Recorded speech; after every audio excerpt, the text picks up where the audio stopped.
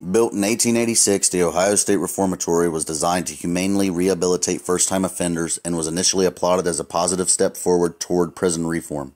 However, conditions rapidly deteriorated. After 94 years of operation, the prison's legacy became one of abuse, torture, and murder. Denounced by civil rights activists for its brutalizing and inhumane conditions, the prison eventually shut down in 1990.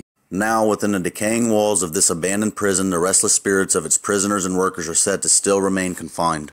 After taking over ownership of the prison in 1995, the Mansfield Reformatory Preservation Society, MRPS, unsealed the prison for ghost tours. Since the prison opened its gates to the public, it has been considered among ghost hunters as one of the most active haunted places in the United States. Paranormal investigators have captured numerous orb photographs and haunting EVPs. Many report unexplained cold spots and equipment malfunctions. The imposing architecture, modeled to resemble old-world German castles and Victorian Gothic churches, succinctly conveys the atmosphere of the prison. Inmates recall deplorable conditions, including rats, inedible food, and disease. Violence among prisoners was an everyday way of life. Tales are told of inmates being sliced by shanks, beaten by soap bars, or thrown from six-story walkways, all over petty grievances. But perhaps the most terrifying prospect for prisoners was the hole, an area of solitary confinement, cells equipped with nothing but a toilet and a bunk, and where prisoners sometimes had to sleep on the bare concrete floors.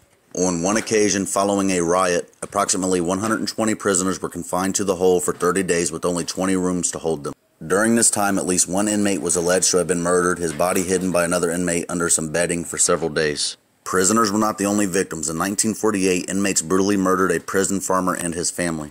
In 1950, the warden's wife died under mysterious circumstances. She had allegedly died after a gun accidentally fired while she was searching for items in her closet. The warden later suffered a heart attack at the prison and died soon thereafter. Currently, the MRPS holds regularly scheduled overnight ghost tours for those brave enough to explore the remains of this foreboding prison. On November 15th, 2019, I took the tour. This was my experience.